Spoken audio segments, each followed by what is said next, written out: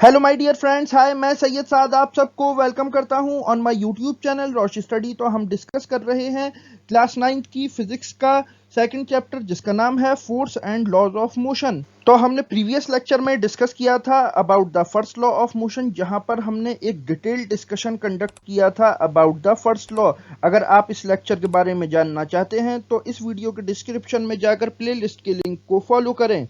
Now इस lecture में हम डिस्कस करने वाले हैं about the Newton second law of motion, जहां पर के हम Newton second law of motion के साथ साथ जानेंगे मोमेंटम के बारे में और फोर्स और मोमेंटम का क्या रिलेशनशिप है इसके बारे में भी। तो ये लेक्चर आपके क्लास 9th के एग्जाम्स के साथ साथ एएमयू और जामिया मिलिया के 11th एंट्रेंस और डिप्लोमा इंजीनियरिंग के एंट्रेंस एग्जाम के लिए काफी ज्यादा इंपॉर्टेंट होने वाला है। बट हमेशा की तरह लेक्चर स्टार्ट करने से पहले आप लोगों के लिए एक क्वेश्चन और आपका सवाल है कि न्यूटन का कौन सा लॉ फोर्स डिफाइन करता है। इसके लिए आपके आंसर्स हैं A first law, B second law, C third law या फिर D none of the above. Comment section आपका है, इसका राइट आंसर वहां पर लिखो। हमेशा की तरह इसका सही आंसर मैं आपको बताऊंगा इस लेक्चर के लास्ट में। तो चलिए हम स्टार्ट करते हैं आज का अपना topic. So stay with us because there is a lot to know, a lot to discuss. So let's start Newton second law of motion. तो देखो, जब हम Newton second law of motion की बात करते हैं तो यहां पर जो सेकंड लॉ का स्टेटमेंट है वो ये कहता है कि the rate of change of momentum, the rate of change of momentum is directly proportional to the force applied in the direction of force. यानी के जो मोमेंटम होता है, जो rate of change of momentum होता है, वो डायरेक्टली प्रोपोर्शनल होता है किसके? जो फोर्स अप्लाई की जा रही है उसके। यानी कि अगर rate of change of momentum बढ़ेगा तो फोर्स भी बढ़ेगा और फोर्स घटेगा तो rate of change of momentum भी घटेगा। इसको और डिटेल में समझते हैं हम आगे। तो देखो, सबसे पहले तो आप ये समझोगे मोमेंटम किसे कहते हैं भैया। जब तक क्योंकि आप मोमेंटम नहीं समझोगे तो सेकंड लॉ समझ में नहीं आएगा आपको। तो यहाँ पर सबसे पहली बात समझो मोमेंटम के बारे में। तो मोमेंटम क्या है? मोमेंटम बेसिकली है एक प्रोडक्ट किसका? मास ऑफ द बॉडी और उस बॉडी की जो वेलोसिटी है उसका। ठीक है, जब कभी भी कोई भी बॉडी मूव करती है तो वो एक सर्टेन वेलोसिटी के साथ ही तो मूव करेगी ना। तो जब वो बॉडी एक सर्टेन वेलोसिटी के साथ मूव कर रही है तो उस बॉडी का जो मास है उसको हम मल्टीप्लाई कर देते हैं उस बॉडी की वेलोसिटी से। तो वहां से हमें जो प्रोडक्ट मिलता है उसे हम बोलते हैं मोमेंटम। और ये जो मोमेंटम होता है इसको हम डिनोट करते हैं, रिप्रेजेंट करते हैं बाय द लेटर पी।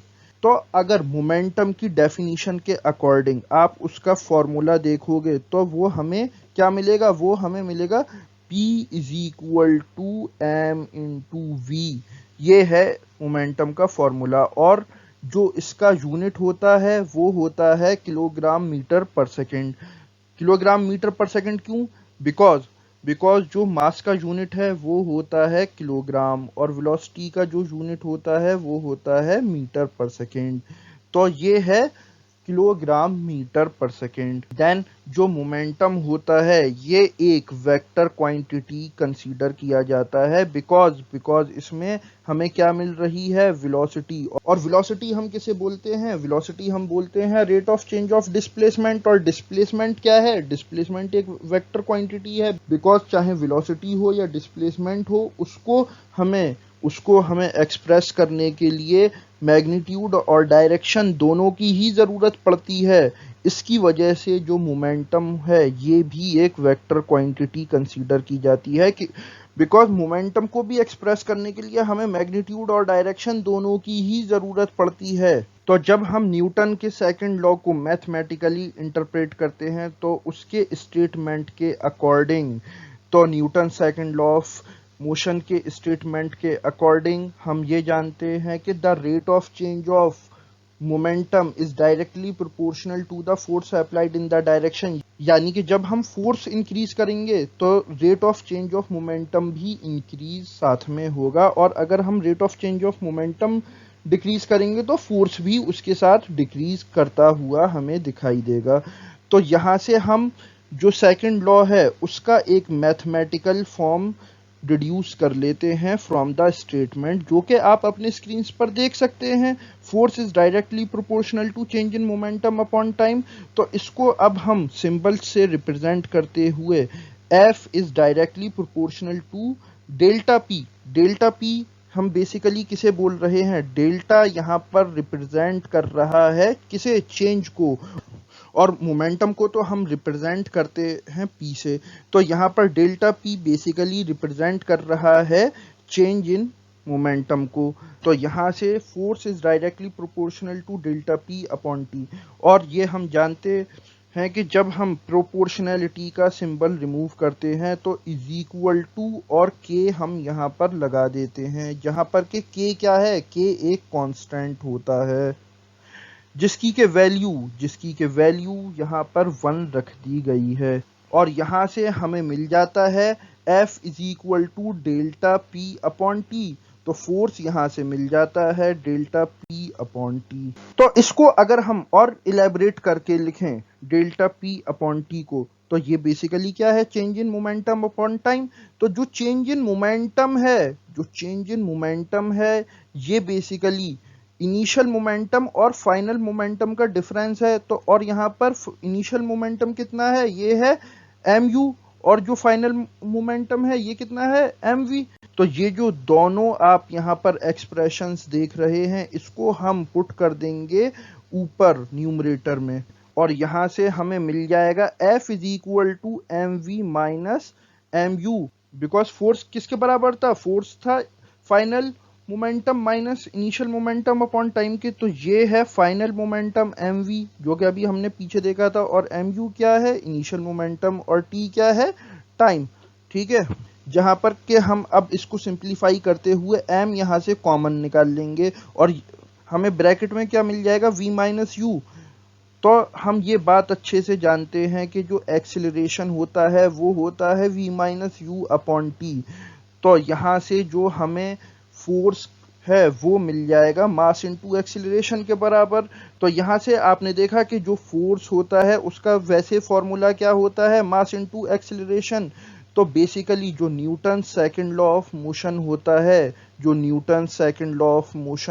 है ये हमें मैथमेटिकल फॉर्मूला प्रोवाइड करता है फॉर द फोर्स, जो कि है मास इनटू एक्सीलरेशन। देन कुछ इंपॉर्टेंट बातें जो कि Newton second law of motion से रिलेटेड हैं वो ये कि एक बात तो आप ये याद रखिएगा कि मोमेंटम डायरेक्टली प्रोपोर्शनल होता है मास के, यानी कि हम जितना मास बढ़ाते चले जाएंगे उतना ही मोमेंटम भी बढ़ता चला जाएगा। फिर इसके साथ ही साथ मोमेंटम डायरेक्टली प्रोपोर्शनल होता है वेलोसिटी के, अगर हम वेलोसिटी भी बढ़ाएंगे तो भी हमें मोमेंटम बढ़ता हुआ ही दिखाई देगा।